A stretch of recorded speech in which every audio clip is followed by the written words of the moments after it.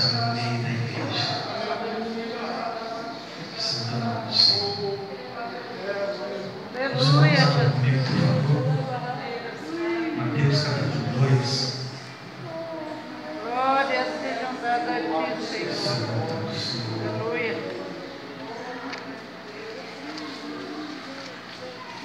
A paz do Senhor, amada igreja. Mateus capítulo 2,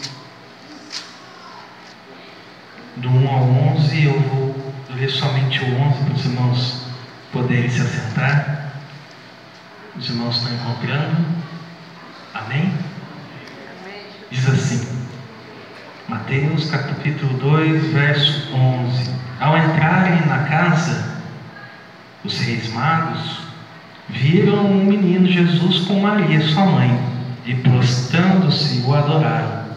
Então abriram seus tesouros e lhes deram presentes: ouro, incenso e mirra. Os irmãos podem se assentar, fiquem à vontade. Estou muito feliz com essa oportunidade de trazer a palavra do Senhor mais uma noite, mais uma reunião da igreja do Senhor, que se encontra reunida, louvando e agradecendo o nome dEle e recordando, celebrando, sendo alcançado por essa graça maravilhosa, que é a ceia do Senhor, em memória dEle. Esse texto, irmãos, diz a respeito de um texto muito conhecido, os irmãos sabem, de uma visita que o menino Jesus, o Senhor Jesus, logo após o nascimento, até os 2 anos de idade, isso ocorreu nesse período, nós não sabemos ao certo, e ele é visitado por pessoas ilustres, provavelmente astrônomos persas da região de hoje, que é a Arábia, estudiosos dos céus, dos movimentos do universo, e que identificaram na palavra uma profecia. Eles, estudando a Torá, estudando o Velho Testamento, identificaram que uma estrela brilharia o dia que o Rei dos Reis nascesse. E esses homens é chamado convencionalmente de reis magos, ou seja, por serem pessoas de destaque e por serem estudiosos dessa doutrina persa. E eles chegam até onde está o Senhor Jesus, sendo caminhados, dirigidos por essa grande estrela. E quando eles chegam ao Senhor Jesus, eles ofertam presentes. E é sobre esses presentes que eu gostaria de falar com os irmãos essa noite. O seu significado, o que eles quiseram dizer com isso. Os presentes foram ouro, incenso e mirra. Daí que vem a tradição de que eram 3 reis magos, por serem 3 presentes, mas a palavra do Senhor não menciona, então podia ser mais pessoas que carregavam 3 presentes. Nós vemos pela palavra do Senhor e pela cultura judaica que esses presentes eram comumente dados, trocados na nação israelita e tinham um significado muito importante. Era algo conhecido do povo daquela época. O ouro representava a realeza. O ouro era páreo de reis. Mostrava a imponência da realeza dos reis, a pompa. Nós vemos que o incenso era um símbolo do sacerdócio. Os sacerdotes usavam o incenso para a realização do sacrifício. E por último nós vemos a mirra. E estudando a cultura judaica, era um presente dado a profetas, porque a mirra é uma planta de caráter e conteúdo medicinal que os profetas usavam para ungir os doentes, para ungir os reis, da extração do óleo dessa planta. Então nós temos um símbolo muito forte que esses reis magos queriam demonstrar, dando especificamente esses presentes, ouro, incenso e mirra, querendo dizer que esse menino que nasceu de uma forma tão simplória, que nasceu de uma família muito pobre, que nasceu em condições precárias, mas que para esses reis magos, ele era rei, ele era sacerdote e ele era um profeta. Esse é o reconhecimento primário que esses homens de tanta pompa e tanta importância em seu reino, eles estavam mostrando e simbolizando para nós nessa noite. Eu estou te dando ouro porque eu reconheço no Senhor a realeza, mesmo que eu esteja vendo animais, estábulo, palha e tudo que é contrário à realeza. Eu reconheço no Senhor o sacerdote, mesmo que o Senhor não origine-se na tribo de Levi, e eu reconheço no Senhor um profeta, mesmo que o Senhor ainda nem tenha falado uma palavra, mas para mim o Senhor é o rei, o profeta e o sacerdote. E é sobre isso que nós iremos discorrer um pouco nessa noite. O pastor Vinícius falou que eu posso usar o tempo que eu precisar, não tem problema. Eu até imagino a cara dele olhando para mim, mas nós iremos usar o tempo necessário. Irmãos, os cargos na nação israelita, durante o seu progresso e desenvolvimento, os principais cargos da nação israelita eram esses: era o rei, era o profeta e era o sacerdote. Tudo girava e tudo que nós lemos no Velho Testamento gira em torno dessas três figuras centrais. Nós temos o rei, Davi, Saul, Salomão, tantos reis bons, reis ruins. Nós temos profetas. Quantos profetas nós poderíamos mencionar nessa noite? Natã, Elias, Eliseu, a profetisa Hulda e tantos outros que foram grandes e destaques na Bíblia. E nós temos os sacerdotes que vinham da tribo de Levi, parando com um destaque a partir da família de Arão. Esses eram os cargos, essas eram as funções nobres da nação israelita. E nós traremos como primeiro exemplo justamente a mirra. A representatividade, a simbologia da mirra era dizer que o Senhor Jesus era um profeta, era reconhecer que o Senhor Jesus era um profeta. O profeta no Velho Testamento, ele é a boca de Deus. Ele é o representante de Deus, ele é o que dava a direção, é o que trazia a mensagem de Deus ao povo. Hoje Deus levantou no nosso meio uma profetisa e falou conosco nessa noite. É interessante, irmãos, a palavra do Senhor se confirma e é direcionada por bocas que se deixam ser usadas na presença do Senhor. Nós tivemos o profeta Isaías e tantos outros, mas um profeta de destaque e considerado dentro do judaísmo ortodoxo o mais importante é o profeta Moisés. Esse é o ponto, é o corte, é a figura central e mais importante do judaísmo, da onde originou-se a lei, a Torá e tudo mais que eles acreditam como lei oral, e que nós não temos essa parte. E Moisés, irmãos, ele menciona uma palavra de Deuteronômio capítulo 18, dizendo assim: o Senhor te suscitará do meio de ti, dentre teus irmãos, um profeta semelhante a mim. Há uma profecia de Moisés dizendo que dentre os israelitas surgiria um profeta que era semelhante a Moisés. Ou seja, o povo precisaria ficar olhando: será que esse profeta que se levantou é semelhante a Moisés? Não, esse não é semelhante a Moisés. Elias não é semelhante a Moisés. Esse não é. Mas o interessante é que os reis magos, eles olham para o Senhor Jesus e falam: esse daí é um profeta semelhante a Moisés. E qual a semelhança que nós vemos? A primeira semelhança mais importante de todas é a libertação do povo. O profeta Moisés, o juiz Moisés, ele liberta o povo de Israel das garras e da opressão, da subserviência do império egípcio, e os conduz a uma novidade de vida, os conduz à terra prometida. Então nós vemos que o Senhor Jesus, ele nos resgata da escravidão do pecado, da escravidão da morte, da escravidão do diabo, e nos dá uma nova vida, nos dá a liberdade, nos conduz à terra prometida. Então nós vemos uma semelhança entre Moisés e o Senhor Jesus, como esse profeta que foi suscitado no meio dos judeus E aí nós entendemos por que o Senhor Jesus diz à mulher samaritana que a salvação vem dos judeus.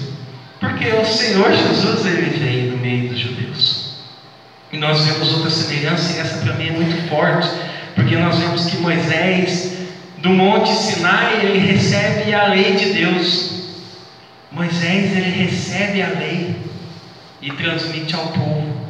E nós vemos em Mateus capítulo 5 que um dia o Senhor Jesus, ele sobe numa alta montanha e ele recebe e ele passa ao povo a lei de Deus. Então nós vemos que além de libertar o povo, Moisés e o Senhor Jesus têm como característica um monte e lei sendo dada ao povo. Nós vemos que o Senhor Jesus no Sermão do Monte, ele cita a lei e diz assim: eu porém vos digo. E isso ele planifica a lei, ele traz o caráter mais importante da lei, ele mostra a todos que a revelação progressiva, histórica, que veio durante todo o tempo, chegou num ponto final, em que ele era o próprio Deus encarnado que trazia a mensagem, era o profeta, era a boca de Deus falando para o povo qual é a verdadeira e última vontade do Pai. Irmãos, e isso tudo nós vemos por meio de um único presente que é dado por reis magos a um bebezinho reconhecendo, falando: não, esse menininho aqui, ele é um profeta. E a pergunta que eu trouxe nessa noite é: nós temos reconhecido o Senhor Jesus como o nosso profeta? Nós temos o Senhor Jesus como aquele que trouxe a revelação última, final, a vontade de Deus revelada. Ele que dá direção, Ele que é a boca de Deus, Ele que é a imagem do Deus invisível falando ao povo. Hebreus diz assim que há muito tempo Deus falou de várias formas, de diversas maneiras aos antepassados por meio dos profetas. Mas nesses últimos dias falou-nos por meio do Filho, a quem constitui o herdeiro de todas as coisas e por meio de quem fez o universo. O Filho é o resplendor da glória de Deus e a expressão exata do seu ser. E nessa noite eu digo para você, eu digo para mim: quer conhecer Deus? Ouve um pouquinho mais de Jesus, porque o Senhor Jesus é a expressão exata da imagem de Deus? Não. Da figura de Deus? Não, mas do ser de Deus, do caráter de Deus, da personalidade de Deus. E quando eu olho para Jesus, eu falo: Deus é amor. Não tem outra conclusão para eu dizer. Deus é misericórdia, Deus cura, Deus liberta, Deus ressuscita os mortos, Deus restaura a vida, Deus toca no corpo morto e dá vida, dá esperança à família. Deus modifica toda a situação, porque eu vejo em Jesus tudo isso acontecendo. Então nós olhamos para Jesus e nós vemos o ser do Deus Todo-Poderoso. E aí nós temos que ter uma postura frente a isso. Nós temos ouvido ao nosso Deus, ao nosso profeta, o Senhor Jesus, aquele que trouxe a mensagem, ou nós temos ouvido a outras pessoas? Quem que é a nossa revelação última? Quem que é a palavra final e que bate o martelo e fala: essa é a vontade de Deus? Independente se você gosta, independente se você não gosta, independente se outra pessoa que você admira disse de forma diferente, Jesus é a expressão exata do ser de Deus. E Ele trouxe tudo o que nós precisamos saber. Se nós analisarmos o Novo Testamento, a palavra de Deus foi revelada. O Verbo se fez carne e habitou entre nós. A palavra de Deus, ela não veio de forma escrita. Ela encarnou e andou entre nós. Porque talvez, irmãos, nós olhando, lendo, a gente não consiga saber o que emoção foi passada, ou qual comportamento foi passado. E Jesus, Ele revela a palavra de Deus por meio de uma forma humana. Então eu não posso apenas ler o que Jesus falou. Eu preciso ver como Jesus se comportou.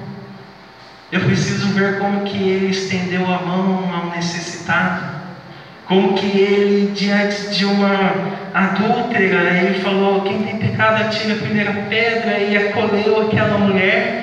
E através das palavras e das atitudes de Jesus, eu reconheço qual é a necessidade, eu reconheço qual é a minha função, porque eu vejo nele o exemplo, eu vejo nele o caráter, eu vejo nele a graça de Deus sendo derramada.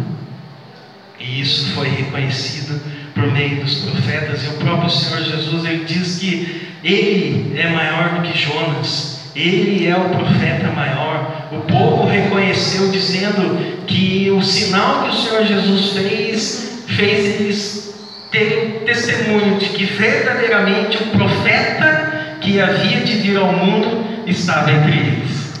Que nós possamos ter esse olhar, nós possamos ter esse reconhecimento que a boca de Deus, a vontade de Deus, a palavra de Deus, ela foi revelada por meio do nosso profeta, o Senhor Jesus. Nós possamos ter isso firme no nosso coração. Um dia no Monte da Transfiguração apareceu Moisés, apareceu Elias. O Senhor Jesus no meio, Moisés e Elias conversando.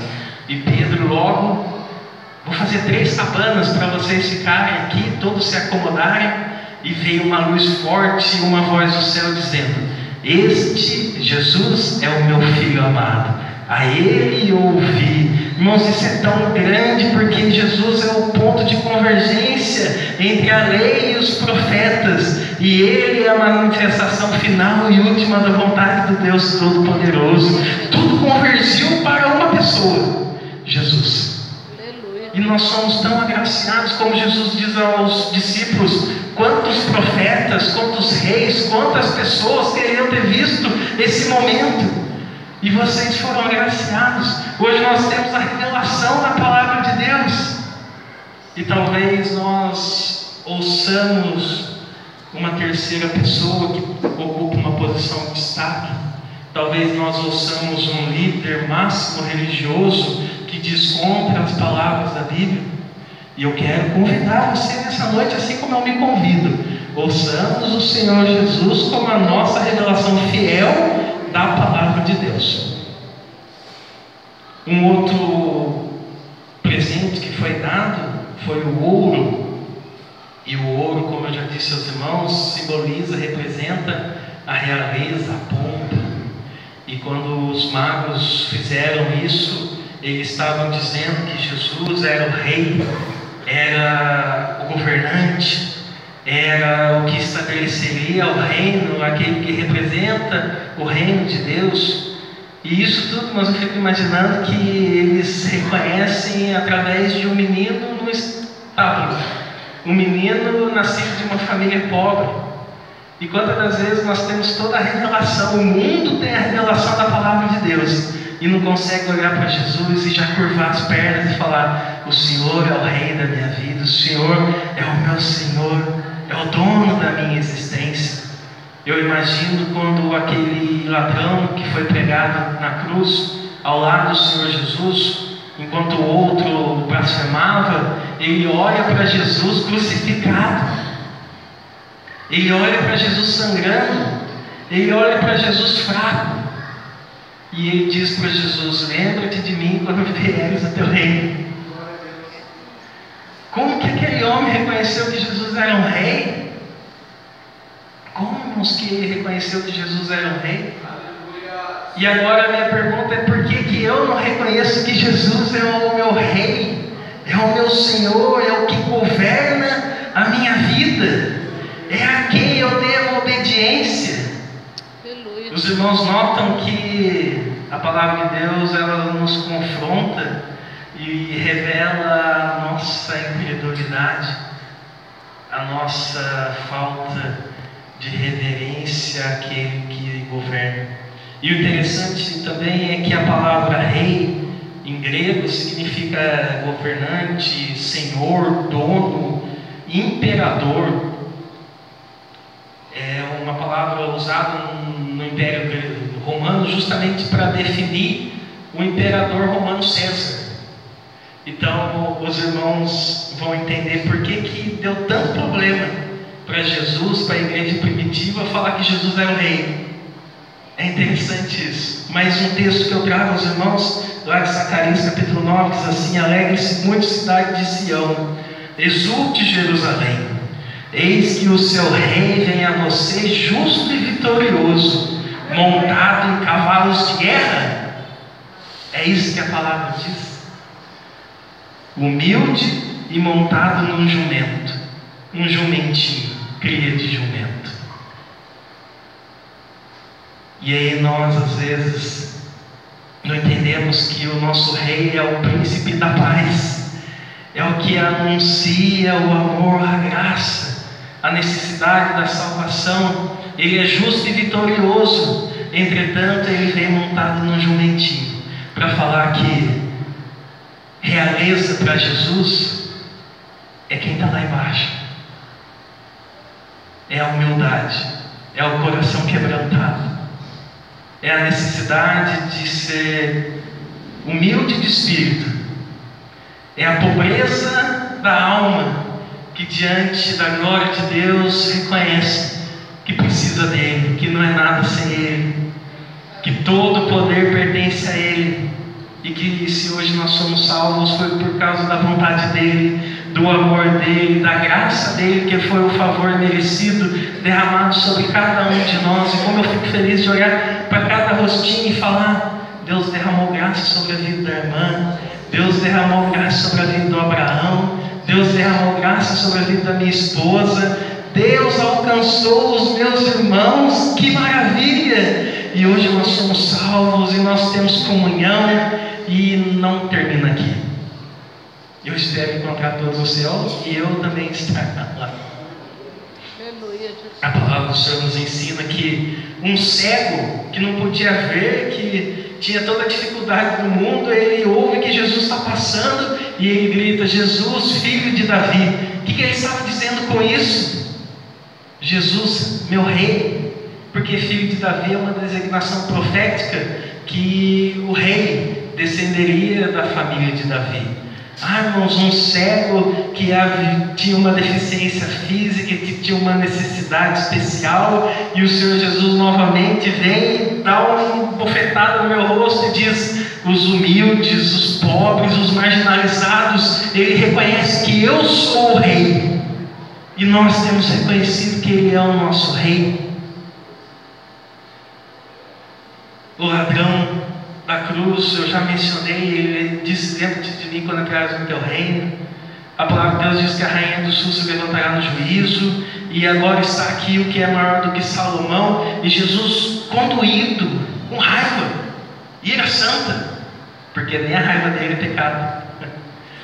Ele olha para aquela geração e fala: vocês ouvem de Salomão e se gloriam, vocês têm orgulho de ter tido um rei como Salomão, e eu estou entre vocês e vocês não reconhecem que eu sou o seu rei. Isso dói no coração do Senhor Jesus.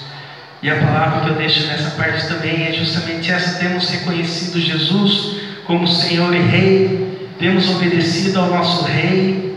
Jesus reina sobre nossos pensamentos, Jesus reina sobre nossas vontades, Jesus reina sobre nossas ações, Jesus reina sobre nossos posicionamentos políticos, Jesus reina em todas as esferas da nossa vida. E o Senhor Jesus, ele diz uma vez que ninguém pode servir a dois senhores, não tem como. Jesus é exclusivo, Jesus ele não divide a honra dele com ninguém, não é tudo com Jesus e nada sem tal pessoa. Ou é Jesus ou é Jesus, não tem opção. Eu não posso servir a dois senhores. Mas talvez quando eu vejo uma vantagem financeira, o Deus dinheiro fale mais alto, e eu falo: meu rei Jesus, fica de lado um pouquinho, porque agora eu vou servir ao dinheiro. E o Senhor Jesus está falando essa noite: não tem como servir a dois senhores. Aí nós lembramos do exemplo de Daniel, dos seus amigos que foram lançados na cova dos leões.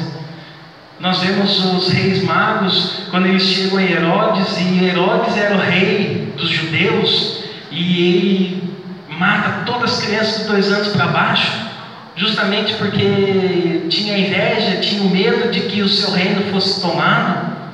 Nós vemos Jesus contra o imperador romano, na pessoa do seu governante Pilatos, e ele diz que ele é o rei, e ele é morto por causa disso, porque os judeus ardilosamente falam assim. Ele diz que é o rei, então ele se levantou contra o rei César, e é por causa disso que ele é morto, porque Pilatos quer ficar bem com César, quer ficar bem com o povo judeu. Então, irmãos, nós termos um rei na nossa vida, um Senhor, pode ter certeza, nos trará aflições, nos trará dificuldade.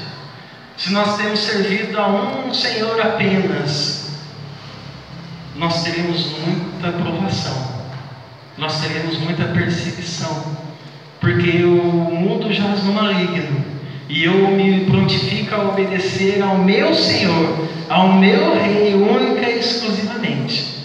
E isso me traz dificuldade, isso me traz luta, isso me traz pessoas que se afastam. A igreja primitiva foi severamente perseguida por causa que ela dizia que Jesus era o Rei. E aí todos falavam, mas nós temos um rei que é o imperador romano, e por causa disso a igreja foi massacrada pelos romanos. Mas diante daquele coliseu com leões famintos, e eles renunciam ao seu rei, senão eu vou soltar os leões e vocês morrerão. Eles olhavam e falavam, Jesus é o meu rei, Jesus é o meu único Senhor, eu morrerei alegando, Jesus é o meu rei. E eles eram devorados, e os filhos eram devorados. E hoje nós somos tentados por pequenas coisas. Eu não tenho uma espada na garganta da minha filha, dizendo para eu renunciar ao meu rei, Jesus, senão ela será degolada.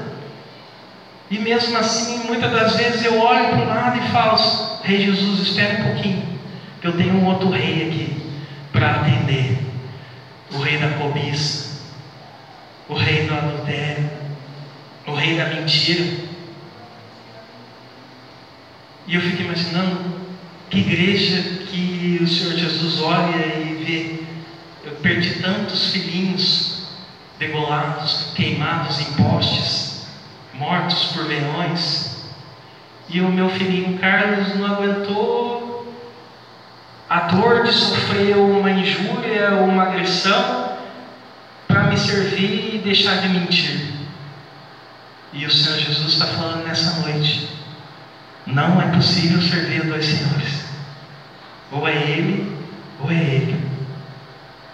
E a palavra do Senhor nos diz assim, por isso Deus o exaltou à mais alta posição, Ele deu o nome que está acima de todo nome, para que ao nome de Jesus se dobre todo joelho, no céu, na terra e debaixo da terra, e toda língua confesse que Jesus Cristo é o Rei, é o Senhor, é o governante, é o dono da minha vida. Irmãos, é interessante que Paulo diz que isso é uma coisa que vai acontecer. Todo joelho um dia vai se dobrar diante de Jesus. E aí eu fico imaginando, ou eu me dobro hoje e digo Jesus Cristo é o Senhor, ou quando eu passar para a glória, quando eu passar para a vida após a morte, e eu morrer sem Jesus, e eu morrer sem a santificação, e eu morrer fora da graça, o meu joelho vai se dobrar perante Ele. Só que como que Ele vai se dobrar? Será que meus joelhos serão quebrados? E eu vou ter que me ajoelhar como um pecador, alguém que carece da graça de Deus, e receber a punição eterna? Por isso convido a amada igreja, enquanto nós estamos vivos, que nós nos dobremos de reconhecimento que Ele é o Senhor da nossa vida, que Ele é o nosso Salvador, e não que nós o tenhamos contra nós.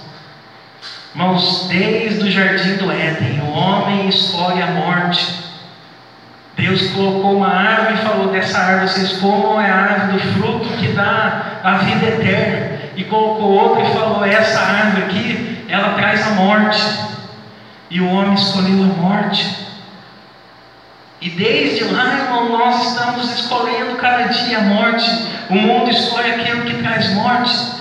E hoje o Senhor Jesus está convidando a igreja, falando, coma da árvore da vida, coma daquilo que traz vida, que traz alegria, que traz saúde, que traz vida eterna, porque a palavra de Deus diz que a obediência traz traz frutos que dão a santificação e que dão a vida eterna. Que nós possamos, assim como os reis magos que não tiveram nem a informação completa, reconheceram que Jesus era o profeta e era o rei sobre suas vidas. Nós possamos, como aquele homem preso na cruz, olhar para Jesus hoje não mais pregado, mas ressurreto, todo-poderoso, cujos olhos são como fogo, e falar: o Senhor é meu rei, eu vou dedicar a minha vida a te obedecer, custe o que custar, o Senhor é o rei e Senhor da minha vida. E por fim, como para nós terminarmos, há um incenso, e aqui o incenso, como eu já mencionei, traz a simbologia, o tipo, o arquétipo do sacerdote. E por isso que eu deixei por último, porque os irmãos viram que a palavra nos confrontou quando nós vimos Jesus como profeta, a palavra nos confrontou quando nós vimos o Senhor Jesus como rei, e agora, como diz o ditado, belisca e assopra, eu vou trazer o nosso Senhor Jesus como sacerdote. O sacerdote representava no antigo Israel o perdão de pecados, a mediação entre Deus e os homens. Ele recebia todos aqueles animais, sacrificava e era dito ao povo: vocês estão perdoados, os pecados foram cobertos por meio desses animais que foram oferecidos. Essa era a função sacerdotal no antigo Israel. E nós vemos que o Senhor Jesus, ele representa esse cargo, essa função na nação israelita, de fazer a intermediação entre Deus e os homens. Isso é muito interessante, irmãos. Não há outro intermediário, não há outro intercessor entre Deus e os homens que não seja Jesus Cristo, o homem. Irmãos, interessante, porque se eu tentar me chegar a Deus por minha própria vontade, por conta própria, só resta pecado, só resta punição, só resta ira. Mas eu creio no Cordeiro de Deus que tira o pecado do mundo, e que diante de Deus, mesmo que eu não tenha ouvido ao meu Senhor Jesus como profeta, mesmo que eu tenha desobedecido como rei em algum momento, eu creio que eu tenho um intercessor diante de Deus que ora por mim, que se coloca como intermediário para que, ao invés de punição, eu receba a graça de Deus. E é por esse motivo que hoje nós estamos aqui para ceiar. E eu sinto te dizer que se você ceiar nessa noite, é porque você reconhece que é pecador. Aleluia. Se você participar da ceia, do corpo e do sangue do Senhor Jesus, nada mais você está fazendo que dizendo: eu não consigo me salvar por conta própria, eu preciso dele. Glória a Deus. Eu preciso do sangue dele vertido na cruz do Calvário. Eu preciso do corpo que foi moído, que foi cuspido, que foi humilhado, que foi chicoteado. Eu reconheço diante de Deus e dos homens que eu sou um miserável pecador. E eu me somo a todos vocês, e eu digo que eu vou ceiar nessa noite, porque eu preciso do perdão do Senhor Jesus sobre a minha vida. Quantos aqui precisam e reconhecem: eu sou pecador, eu preciso de Jesus, eu preciso do sangue me purificando. Que glória, irmãos! O Senhor Jesus, ele exclama alegre diante do Pai: graças te dou, porque ocultaste essas coisas dos sábios entendidos, mas revelastes ao Juliano, um pequenino, revelastes a Kevin, revelastes ao Carlos. Pedro uma vez falou: tu és o Filho de Deus, tu és o Cristo. E o Senhor Jesus falou: não foi corpo ou sangue que te revelou, mas foi o meu Pai. Irmãos, Deus nos amou tanto que Ele revelou a nós, ao nosso espírito, à nossa mente, ao nosso coração, que Jesus morreu por mim. Agradeça a Deus um minuto por isso, irmãos. Nós fomos sexta-feira no batismo do Alisson, meu sobrinho, lá em Pinda. E quando nós passávamos pela Dutra, tantas pessoas vindo, os irmãos sabem para quê? Nesse dia. E nós olhávamos com aquele coração misericordioso, falando: graças te dou, porque o Senhor me revelou a verdade. Eu podia estar lá, ou pior, eu podia ser um uma pessoa que aderiu ao mundo islâmico e crê como um homem-bomba, jihadista, provavelmente seja isso, Deus nos perdoe. Eu poderia ser uma pessoa viciada e que hoje não estaria aqui, mas aprove ao Senhor Deus falar no meu coração: você é pecador, você precisa do meu filho, você precisa ser perdoado. E eu te revelo que Jesus Cristo é o seu Salvador. Entregue a sua vida a Ele. E todos nós um dia demos um passo correndo e falamos: Senhor, eu te recebo na minha vida porque eu preciso de Ti. Aleluia. Que maravilha, que graça. Nós, como a Kenza disse aqui, não entendemos muito bem, a gente não compreende, mas isso nos livrou da punição eterna. Isso nos reconciliou com Deus, nos deu acesso à salvação, à vida eterna, por meio do amor sendo derramado. É de um sumo sacerdote como esse que precisávamos, santo, inculpável, puro, separado dos pecadores, exaltado acima dos céus, pois a lei constitui sumo sacerdotes ao homem que tem fraquezas. E todo ano eles morriam e tinham que trocar o sumo sacerdote. Mas o juramento que dizia: tu és meu sacerdote segundo a ordem de Melquisedeque, que veio depois da lei, constituiu o Filho perfeito para sempre. Nós temos Jesus, o nosso sumo sacerdote segundo a ordem de Melquisedeque. Infelizmente eu não tenho tempo para explicar aos irmãos quem é Melquisedeque e o que isso significa, mas eu quero dizer que Jesus se encontra no tabernáculo celeste, intercedendo por cada um de nós. Aleluia.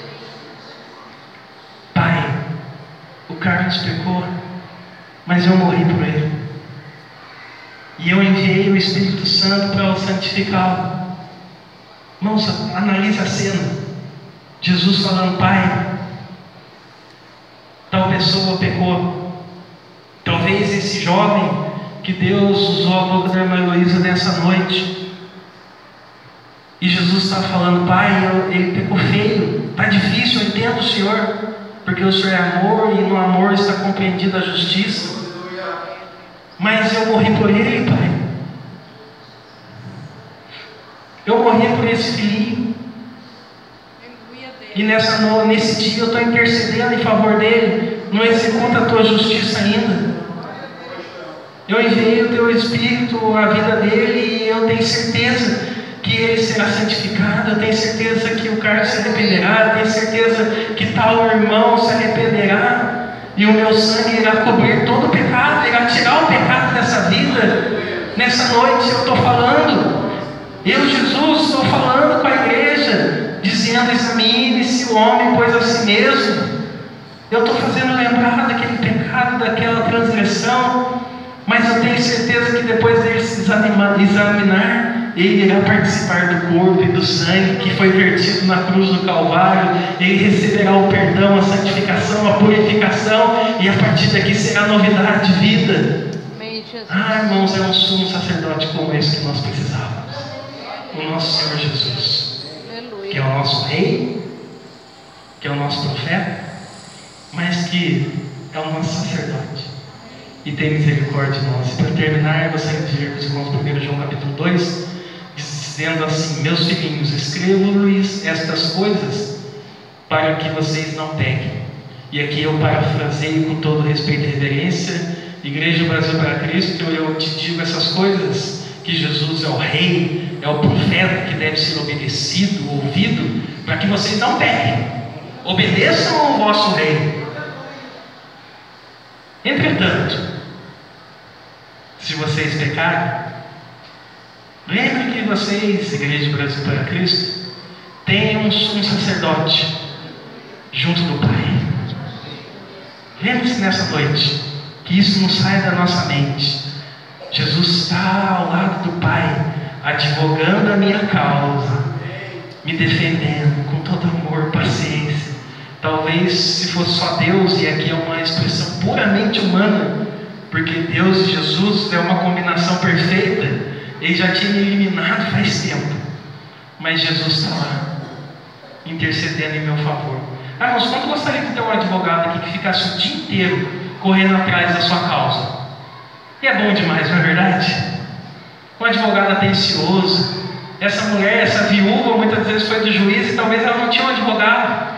E o juiz não atendia. Mas eu quero dizer para você, você tem um advogado fiel, que intercede dia, noite, e fala para Deus: ainda não, Senhor, vou dar um jeito, pode ficar tranquilo, eu morri por ele, eu morri por você. Jesus está falando, eu morri por você.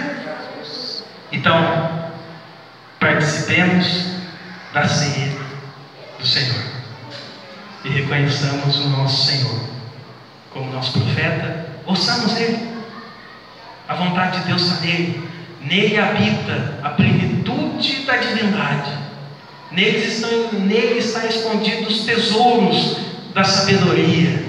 O nosso Jesus é uma fonte inesgotável de sabedoria para nós. Reconheçamos nele que Ele é o nosso Rei, que tem que ser obedecido.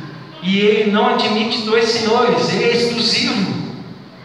Mas se pecarmos, lembremos que nós temos um sumo sacerdote que intercede em nosso favor. Os irmãos fecham os olhos. Pai, obrigado por esse momento. Graças te damos porque tua palavra, Senhor, foi pregada.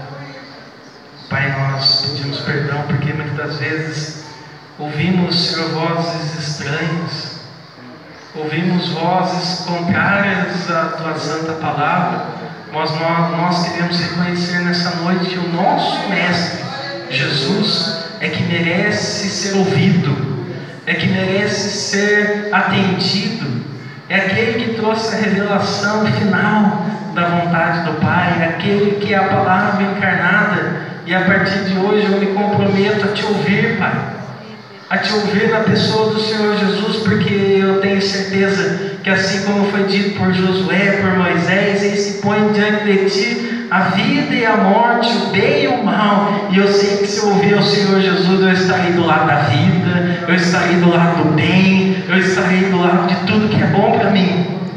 Pai, eu também quero nessa noite reconhecer publicamente que Jesus Cristo é o meu Senhor, é o meu Rei, é aquele a quem eu devo obediência, aquele a quem eu devo temor, respeito. E cada um de nós que temos falhado nesse quesito, Pai, encha-nos mais do Teu Espírito Santo, dá-nos, Pai, santificação, ajuda-nos nesse processo de desintoxicação das coisas mundanas do Egito, que nós deixemos tudo para trás e avancemos em conhecimento, em graça, em sabedoria, em santidade. Nós precisamos, Pai, mas também diante da ceia maravilhosa do Senhor, da mesa preparada nessa noite, nós queremos reconhecer o Senhor Jesus como nosso Salvador, como nosso sumo sacerdote, como o Cordeiro de Deus que tira o pecado do mundo, como o advogado que está agora ao teu lado dizendo: Ele é o meu filhinho, eu morri por ele, perdoa ele, e nós saímos dessa noite perdoados, em o nome santo do Senhor Jesus. Amém. Aplauda o Senhor, agradeça a oportunidade, irmão.